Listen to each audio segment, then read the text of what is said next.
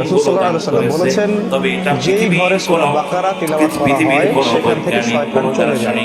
তিনি বলেছেন, কিয়ামতের মাঠে সূরা বাকারা এবং সূরা আলে ইমরান মেঘের মতো পাঠকারীকে ছায়া দিবে। সেই সমস্ত আখেরি মুজাদ্দিদ আখেরি ওলিদের ওসিলায় আল্লাহ রাব্বুল আলামিন ইমাম মেহেদী আলাইহিস সালাম যখন আগমন করবে তার আগ মুহূর্তে এই বাংলার জমিনের সমস্ত খনিগুলো আমার আল্লাহ বান্দার উপরে দান করবে। জোরে জোরে চিল্লায় বলা যাবে না সুবহানাল্লাহ? কষ্ট পাচ্ছেন নি? আবার বলতে পারেন হুজুর মনে রং করতেছে। এই দেশ আমার দেশ, গরিব না। এই দেশে কিন্তু অনেক খনির সন্ধান পেয়েছে, উত্তোলন করতে পারে নাই। সাগরের মধ্যে তেলের খনি পেয়েছে, স্বর্ণের খনি পেয়েছে। বিদেশিরা বারবার বলতেছে যে আমার দেশটার উপরে এখন শগুনের চোখ পড়ছে। এই জন্যই বাংলাদেশকে ভাঙ্গার জন্যে অসংখ্য বহির্বিশ্বগুলো, পাশের রাষ্ট্রগুলো উঠ পেতে বসে আছে শগুনের মতো। এই দেশের মানুষ বুঝতেছি না আমরা, কারণ আমাদের দেশে অসংখ্য আল্লাহ সুবহানাল্লাহ বলেন, যাদের আগমনে আল্লাহ রাব্বুল আলামিন এত ইজ্জত, এত সম্মান। আমি শুরুতেই বলছি দুইটা দেশ, একটা সোনার মদিনা, একটা সোনার বাংলা। সোনার মদিনায় যায় যেমন মানুষ তৃপ্তি পায়, শান্তি পায়, আমরা বাংলাদেশের মানুষ 6 ঋতুর দেশ, পৃথিবীতেই 6 ঋতুর দেশ কোনো দেশে নাই। একমাত্র ছোট্ট একটা রাষ্ট্র বাংলার জমিনে 6টা ঋতু বাস করি। এত সুন্দর আবহাওয়া, এত সুন্দর শান্তি বাংলাদেশ নয়, অল পৃথিবীর মধ্যে আর কোথাও নাই। জোরে বলা যাবে না সুবহানাল্লাহ? এই বলি আল্লাহর বাংলাদেশ শাহজালালের, এই শাহপরানের বাংলাদেশ তিতুমিরের খাজা খানজানালির বাংলাদেশ, বাংলাদেশ, বাংলাদেশ। বলো কবুল করুন আল্লাহ, ওগো কবুল করুন আল্লাহ, ওগো তাদের পথে তাদের মতে কবুল করুন আল্লাহ, ওগো কবুল করুন আল্লাহ। খাজা এনায়েতপুরীর বাংলাদেশ, ফরিদপুরীর বাংলাদেশ। জোরে বলেন সুবহানাল্লাহ। এই সঙ্গীতটা দেখবেন বাংলাদেশে অনেক ওলামা একরাম বলছে, কি করছে তারপরে দেখা যায় শাহজালালের মাজারে বোমা মারছে তারা। জোরে বলেন ঠিক কি না? এ মুসলমান শোনোদের মুখে অন্তরে একটা আল্লাহ বলে মিনান নাস, মানুষের মধ্যে মায়াকুল তারা বলবে আমার না করে ঈমান আনছে বিল্লাহি, আল্লাহর প্রতি, অবিল আখিরাতের প্রতি বিশ্বাস স্থাপন করছে। ওমা হুম বিমুমিনিন, আল্লাহ বলে একদল বেঈমান মুনাফিক আছে যারা আমার রাসূলের কাছে সে ধোঁকা মারতে গেছে, বলে আমরা ঈমানদার, আমরা মুমিন, আমরা মুত্তাকিন। ওই বাটপার গুলো বাংলার জমিনে এখন ভরপুর। জোরে জোরে বলেন ঠিক কিনা? এরা ওলি আল্লাহদের মাধ্যমে ইসলাম চিনছে। এ আলেম ওলামা, শাহজালাল আগে আইছে, মাদ্রাসা আগে আসে নাই। যে মাদ্রাসায় পড়ালেখা করে তোমরা ডিগ্রি অর্জন করে মাজার গুলো ভেঙে দাও, ওলি আল্লাহদের বিরোধিতা করে কথা বলো, তোমাদের আগে আছে শাহজালাল, তোমাদের আগে আছে শাহপরাণ, তোমাদের আগে আছে খাজা এনায়েতপুরী, তোমাদের আগে আছে শাহজালাল, শাহ মখদুম। কারণ তোমরা মাদ্রাসা সময় সময় 3 দিন, আর আল্লাহর ওলিদের বয়স কতদিন একবার হিসাব করো। যাদের মাধ্যমে মাদ্রাসা লাইন মসজিদ পাইল, তাদের বিরোধিতা করে কথা বলো, এটা বড় কষ্ট লাগে কলিজার মধ্যে। জোরে বলেন ঠিক কিনা? কষ্ট আমার ওখানেই। যে বিদ্যা মায়ের গর্ভে থাকলে 10 মাস 10 দিন বাবাই লালন পালন করলো, সেই বাবা মার বিরুদ্ধে সমালোচনা। আমার ভাইরা, আমার বন্ধুরা, আমার শুনে নাও। সুতরাং এই দেশের মানুষগুলো অলি প্রেমিক, রাসূল প্রেমিক, ঠিক কিনা? আরো জোরে বলেন ঠিক কিনা? আমি এখনো বলি সময় আছে। আল্লাহর গজবের মধ্যে পড়ো না, আল্লাহর গজবের মধ্যে পড়ো না। যেমন পড়েছিল লূত আলাইহিস সালাম, আল্লাহ তারে গজবের মধ্যে ফেলে দিয়েছিল।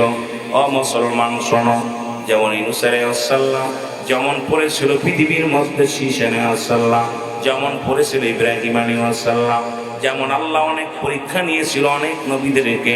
আমি আপনাদেরকে অনুরোধ করি, বাংলাদেশের মানুষ আল্লাহর ওলিদেরকে কষ্ট দিলে, বুখারী শরীফের হাদিসে পাইলাম, মুসলমান শোনো, যদি কোনো ব্যক্তি আল্লাহর ওলিদেরকে কষ্ট দেন, আমার আল্লাহ ডাইরেক্ট তার বিরুদ্ধে জিহাদ ঘোষণা করে। জোরে বলা যাবে না সুবহান?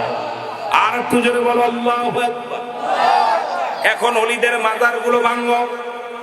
আল্লাহ রাসূল বলে মেরকাত সূরা মেরকাতের 10ম খণ্ড 722 নম্বর পৃষ্ঠা, তাফসীরুল বায়ান 5ম খণ্ড 524 নম্বর পৃষ্ঠা, রাসূল বলে আলা সাবধানিন্না, নিশ্চয় আলা ইন্না ওয়াল্লাহি, আল্লাহর তরফ থেকে যারা ওলি হয়, লা ইয়ামুত, তাদের মৃত্যু নাই।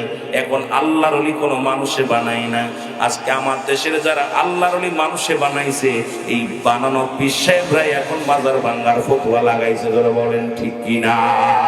এই বানানো পীর সাহেবরা এখন শরীয়ত মানতে মানতে, আমার বাবা 3 ছেলে 3 জনই পীর, 5 ছেলে 5 জনই পীর।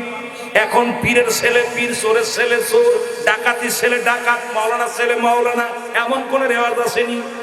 এই কথা বলেন না কেন? এখন আমার দেশে কিন্তু একটা রেওয়াজ এসে গেছে, বাপে 4 সন্তান জন্ম দিয়ে গেছে, 4টেই কয় ছোট শাহজাদা, মেজো শাহজাদা, বড় শাহজাদা, 4 জনই পীরত্ব নিয়ে দুনিয়ার মধ্যে ভাগাভাগি শুরু করে দিয়েছে। বাবারা আমার গভীর মনোযোগ শুনে নেন। আরে আল্লাহ রাব্বুল আলামিন পীর বানায়, আল্লাহ কয় সাবধান সাবধান, হুঁশিয়ার করে দেয় আমার আল্লাহ। ওই কোরআনও বলতেছে আলা সাবধান, নিশ্চয় আলা ইন্নাহু বিল্লাহি, আল্লাহর তরফ থেকে ওলি হয়। ওলি কেউ মানুষ বানায় না, কোনো পীর সাহেব ওলি বানায় না। ওলি বানানোর জন্য আল্লাহ রাব্বুল আলামিন তার উপরে দয়া, তার উপরে রহমতের দরকার আছে। জোরে বলেন ঠিক কি না? যদি এটা না হতো, নিজামউদ্দিন আউলিয়াও পীর হয়েছিল। কথা কয় না কেন? আল্লাহ রাব্বুল আলামিন এখন আমার দেশে এই সমস্ত শরিয়াত ছেড়ে দিলে কাফের, তরিকা ছেড়ে দিলে মুসলমান, তরিক শরিয়াত ছেড়ে দিলে কাফের, মারেফাত ছেড়ে দিলে ফাসিক, তরিকা ছেড়ে দিলে পথভ্রষ্ট মুসলমান, হাকিকত ছেড়ে দিলে জীবনটাই বরবাদ। আজকে শরিয়াত, তরিকত, হাকিকত, মারেফাত, আগুন, পানি, মাটি, বাতাস, ইসলাম, ঈমান, ইহসান, কালেমা, নামাজ, রোজা, হজ, যাকাত।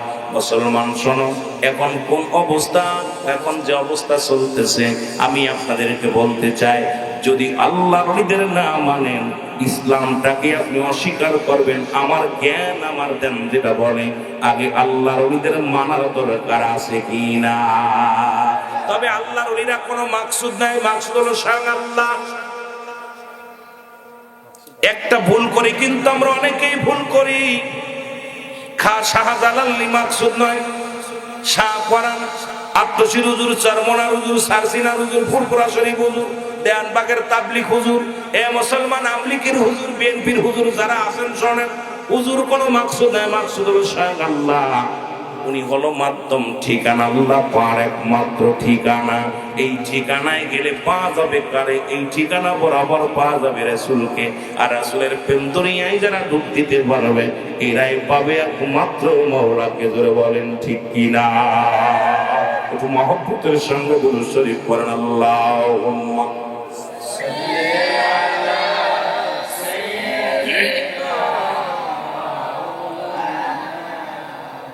ولا يعلي سيدنا